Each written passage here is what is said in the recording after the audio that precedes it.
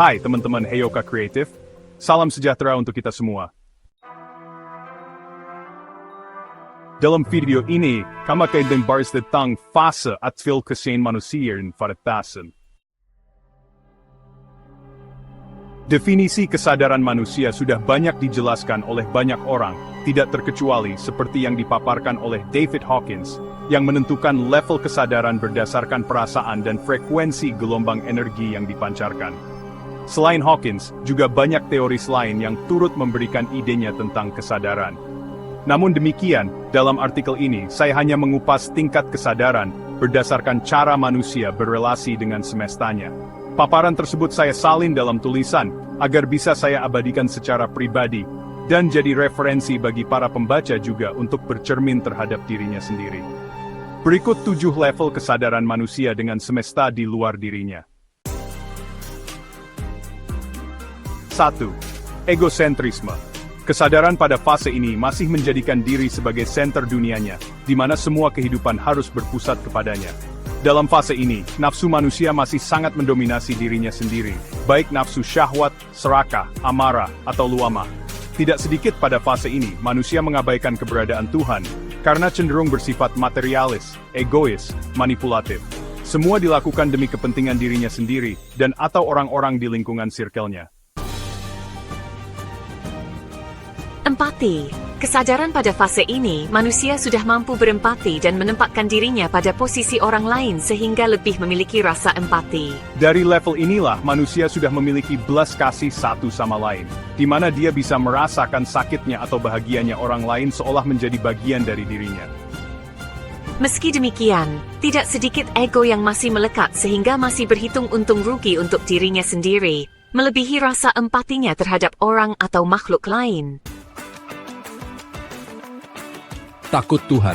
Pada fase kesadaran ini, manusia sudah menyadari dan menghadirkan keberadaan Tuhan dalam hidupnya. Namun menganggap pihak lain yang tidak sejalan dengan keyakinannya, dianggap lawan yang harus disadarkan sejalan pemikirannya. Sehingga hubungan vertikal dengan Tuhan seperti ibadah-ibadahnya baik, namun hubungan horizontal dirinya dengan pihak lain, yaitu makhluk hidup atau alam, terpisah dan dianggap permisif untuk berkonfrontasi. Tidak sedikit jenis manusia ini adalah hasil hijrah dari fase pertama dan fase kedua yang ingin mendekat pada Tuhan dalam frame beragama tertentu. Jiwa yang tenang atau mutmainah. Pada fase ini adalah batas minimum kesadaran tertinggi dalam versi level kesadaran untuk menuju peradaban maju. Maju dalam hal ini bukan yang kita pahami seperti saat ini, melainkan manusia-manusia yang mampu mengelola segala potensi diri. Di luar diri dan Tuhan, manusia yang sudah pada fase atau level ini setidaknya tidak akan mengakibatkan keburukan bagi yang lain. Memiliki relasi yang baik dengan dirinya, di luar dirinya, dan Tuhan. Dalam fase ini, pulalah manusia menyadari bahwa hubungan diri dengan manusia lainnya tergantung seberapa dekat hubungan dia dengan Tuhannya. Fase kelima adalah kesatuan semesta dan Tuhan.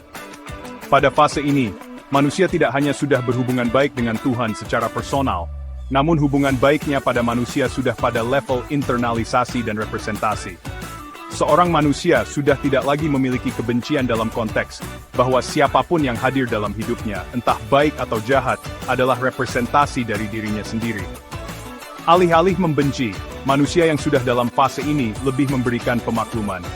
Tidak hanya itu, empati diri pada manusia dan makhluk lain serta ilmu sedang tinggi. 6. Manunggal. Pada fase ke-6 ini, manusia sudah merasa menjadi satu dengan semestanya, baik dengan makhluk, alam atau dimensi sekitarnya, maupun dengan Tuhannya. Tidak jarang, orang yang sudah sampai pada level ini telah mendapat karoma atau mukjizat dari Tuhan. Ini karena persepsi mereka telah mencapai jauh di atas rata-rata, sehingga dapat menciptakan banyak keajaiban dan pengalaman spiritual tingkat tinggi. Pada tahap ini, jagat alit atau semesta diri dan jagat ageng atau semesta raya sudah saling menyatu dalam satu kesadaran. Manusia pada level ini sudah pasti lepas dari keinginan egoisnya. 7. Tidak terdefinisikan. Fase ke-7 ini sangat langka dialami oleh manusia. Hanya segelintir yang dikehendaki oleh Tuhan atau Allah. Saking mulianya, bahasa tidak mampu mendefinisikannya. menurut penuturan Kang Abu, hanya dialami oleh Nabi Muhammad SAW. Berikut tadi deskripsi yang saya pahami tentang fase atau level kesadaran manusia. Tidak sepenuhnya bisa menerjemahkan secara lengkap dari pemateri, tapi minimal memberikan sedikit gambaran besar bagi pembaca. Ini sebagai ilmu pengetahuan dan sekaligus mengukur diri di mana level atau fase kesadaran masing-masing. Itu tadi penjelasan mengenai fase atau level kesadaran manusia dengan semesta. Semoga bermanfaat. Jangan lupa untuk like, comment, subscribe, dan share untuk perkembangan channel ini ya. Sampai jumpa.